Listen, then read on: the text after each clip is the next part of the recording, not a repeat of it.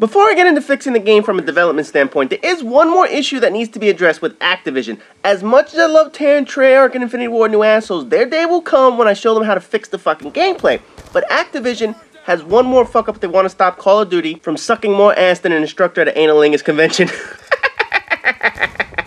Anyway, the next big change that I think needs to happen is something Activision might actually be doing as we speak. They need to add a third developer. While we don't know all the details, this is something that should have been done a long time ago, and I'll address the presence of Neversoft in a few minutes or so, which, by the way, doesn't that sound like the greatest porn actor name ever? Think about that shit, man. Have a last name Neversoft and shit like that. Anyway, man.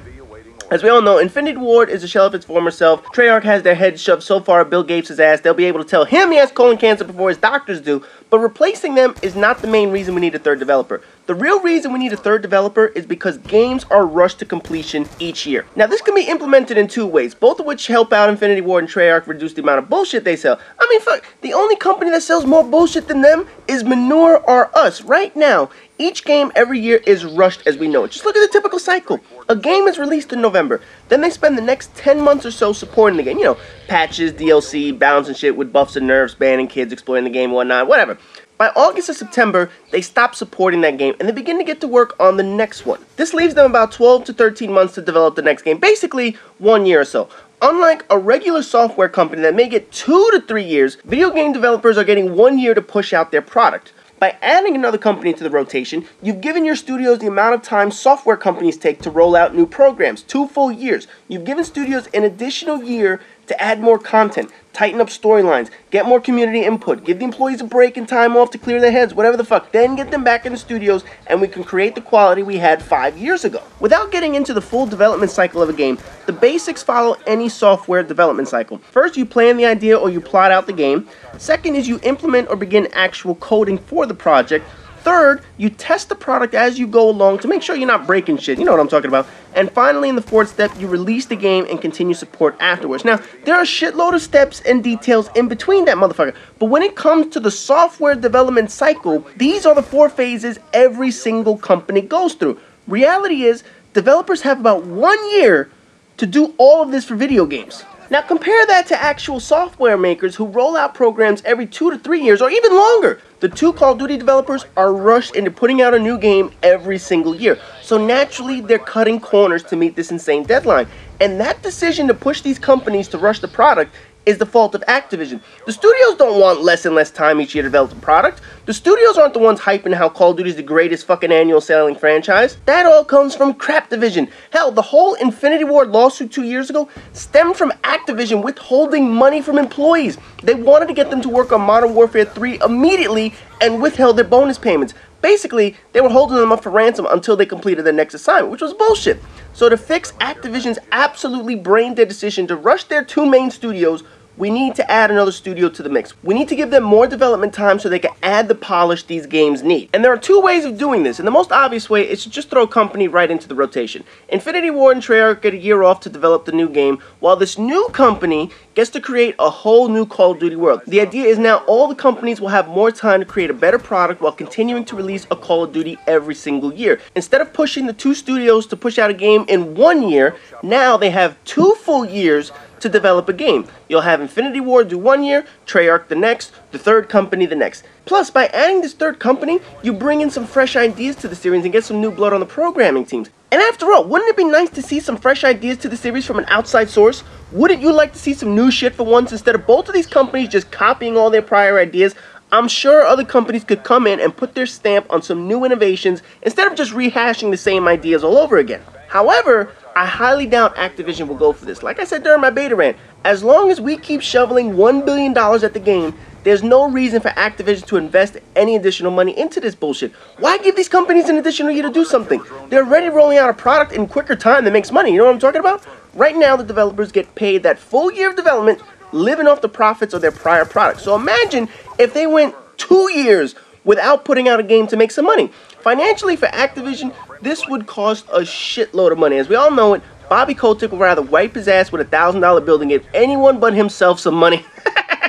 Fucking cocksucker, man. Now, right now, there's this Activision studio called Neversoft that I mentioned, and people probably know them from Tony Hawk Skateboarding, Guitar Hero, and whatnot. They're being added to the Call of Duty family. Now, There's no confirmation as to how they're being added, but they're coming to the series in some form or another. If I had to take a guess, and this is all just speculation, my guess is they're going to be helping out Infinity Ward do the next game. Sort of how Sledgehammer was brought in the last time. Neversoft Studio is too small itself to actually create a Call of Duty game. They're only around 75 employees. To give you an idea of the other size of studios, Treyarch is over 200 employees, Infinity Ward's about 100, and Sledgehammer's about 90. So you can see the size that Neversoft has. They really don't have the capability of producing a full Call of Duty game on their own. So that's why I believe they're going to be added with Infinity Ward. But again, that's all speculation and shit. Now, the second idea I have to add a developer is a bit more creative.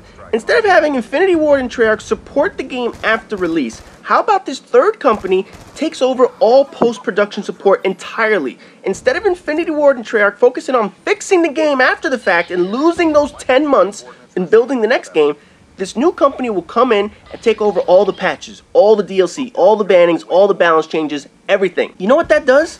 That gives Infinity Ward and Treyarch 10 more months to prepare the next game. Right now, they only have 12 months to push out the next Call of Duty product. Imagine if they had 20 months, or 21, or 22 months to prepare the next game. Imagine what 10 additional months of testing and innovation could do for a Call of Duty game. And I know what some people are thinking on how this would fail. How on earth would a company just come in and pick up the work of someone else? Why would Treyarch and Infinity Ward agree to this bullshit? Wouldn't a new developer lead to more programming errors since they don't know how Call of Duty works? It's a simple solution.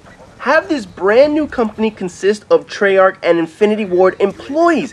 Instead of it being in a completely new company like Neversoft or Sledgehammer, Activision could take staff from Treyarch and Infinity Ward, add them to their own unit, and make their own company. Call them Infinity Arc. Call them Trey Ward. It doesn't matter. Call them a bunch of assholes. I don't give a shit. Their goal isn't to develop the game before release. Their goal is to work on products after release. These trained programmers should have the ability to support both franchises. They should have the ability to fix both games because you have programmers from both series, from both companies. They can have DLC ideas. They can work on all the new ideas the franchise needs. And as I said, the biggest benefit is the production teams at Infinity Ward and Treyarch are now freed up to go create the next game.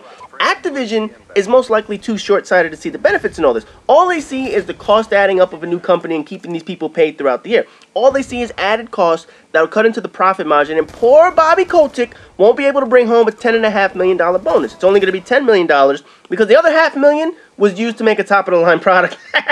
Suck it, asshole. By adding this third company as a support company, they become your source for DLC.